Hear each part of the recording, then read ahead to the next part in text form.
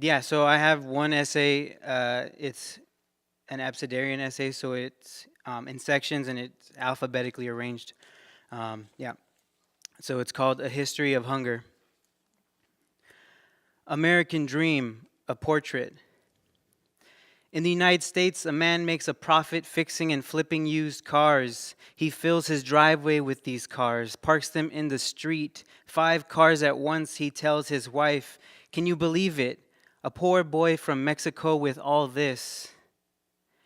Breakfast from the How Not To Childhood Handbook. Step 1, sit next to your father at the table. Step 2, pour milk into a bowl of cinnamon life. Step 3, position the cereal box between both of you. Step 4, read the back panel. Step 5, repeat step 4 until he leaves. Constitution.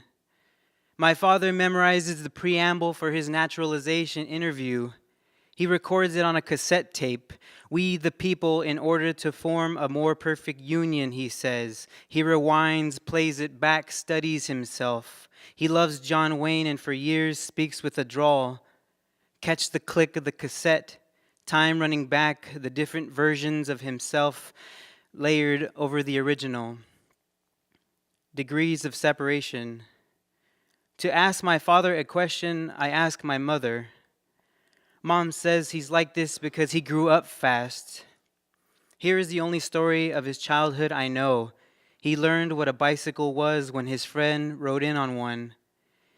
The friend taught my father how to find balance. My father pedaled around the ranch until the boy had to go home. The next day, the boy walked to the ranch. My father decided to make his own. The boyhood version of my father gathers a pile of scrap wood, a hammer in his grip, nails in his mouth. English. He wanted his children to speak to him in English so he could pick up the language quicker, better job opportunities this way.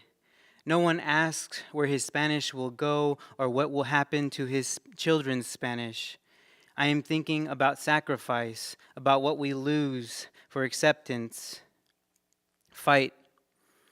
I'm 15 with a black eye. I hang my backpack on a chair and yell, I'm home. My father won't answer unless he's the only one there. A moment, then he yells, okay. Then something about my mother and sister at the store. Our conversations are like this, short and distant. I yell about borrowing his car, a girl I want to see. He walks to the kitchen with the keys. When he sees my bruised face, he winces. I want him to keep looking, and when he does, I am happy. He drops the keys in my hand and asks if I need money. For years, I will wonder if loss is all we have between us. He presses a 20 to my palm, some loose translation of love, and walks back to his room without telling me what time to come home. Getting home. My father stops our car leaving the swap meet and says, I don't know how to get home. I'm only 8, but he tells me he has amnesia. I'm thinking, does he not know who I am?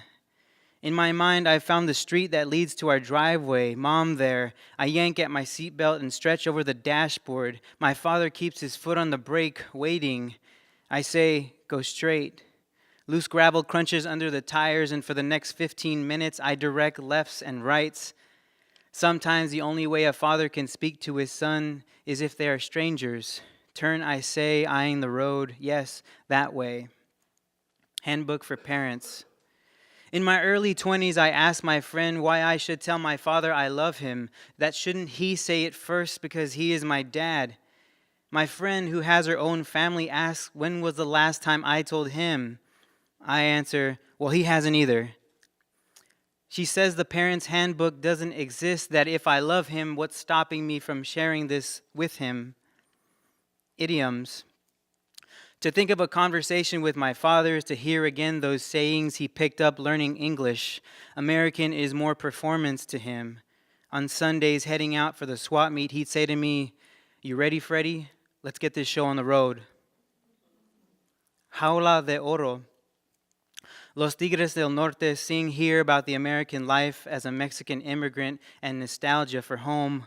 The father in the song asks his son to return to Mexico, to which the son answers in English, What you talking about, Dad? I don't want to go back to Mexico. No way, Dad. The song continues. Mis hijos no hablan conmigo, otro idioma han aprendido y olvidado el español. Piensan como americanos, niegan que son mexicano, a que tengan mi color.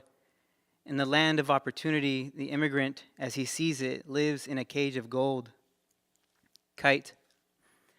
This time there is a window between us. I'm lip reading as the neighborhood Mexican boys surround my father. I know they are speaking in Spanish because he is smiling. It must sound like home to him, like Yahualica, a word like grocery bag slipping from my grip, a town too heavy to hold between my teeth.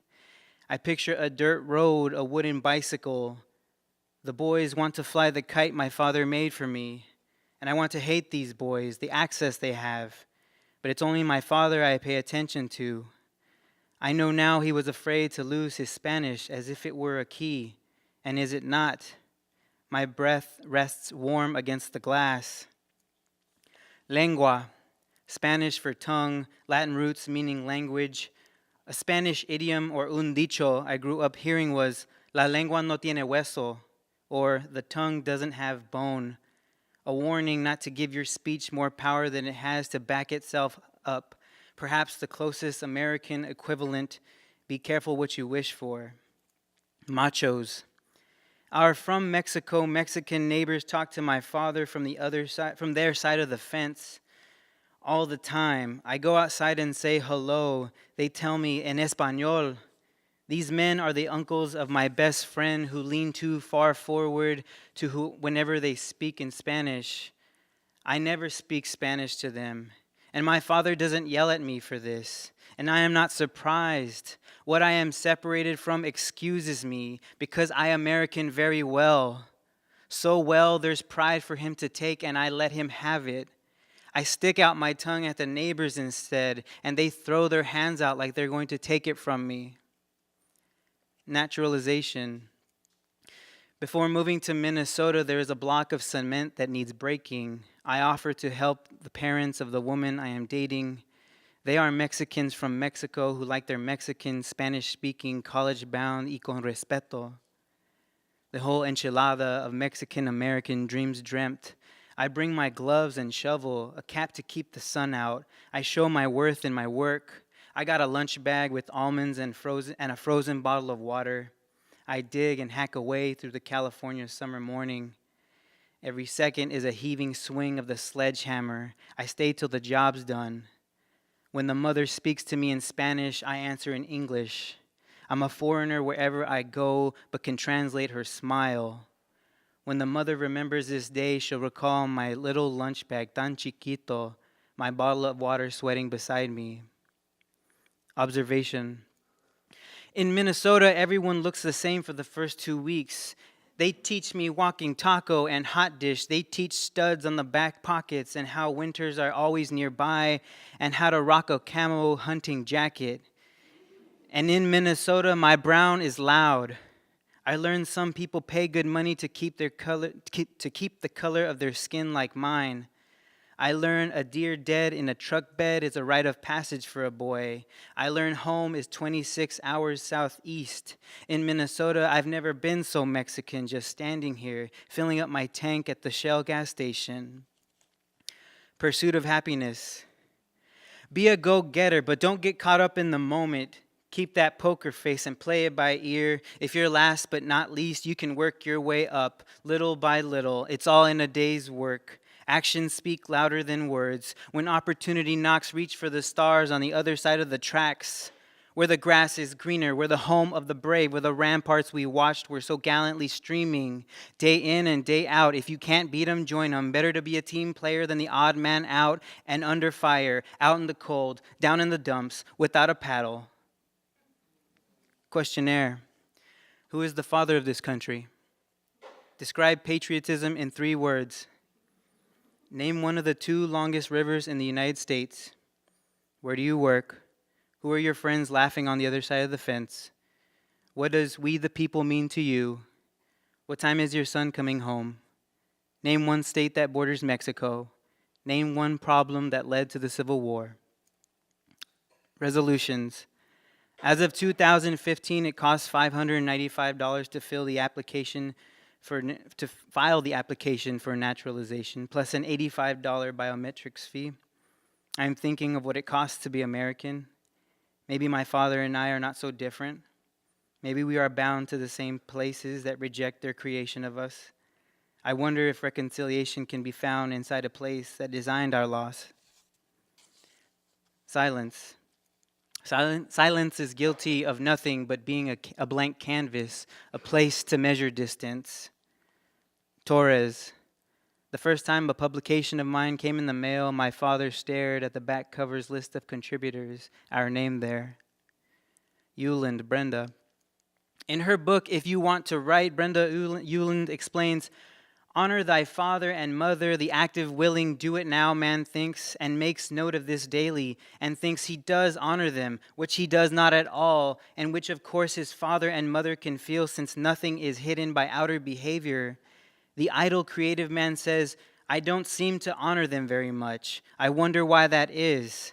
And his imagination leads him to some truth that distresses him, and he puzzles and thinks and hopes again and again for more light on the subject, and tries everything his imagination shows him, such as being kinder. And he thinks, is it they who are peevish and boring, or is it just that I, being a small man, think so? Verification.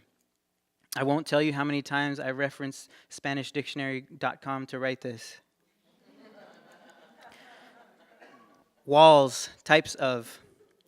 Time and the tongue, men and our machismo, every hallway in my childhood home, windows and water, chain link fences, silence and cereal boxes.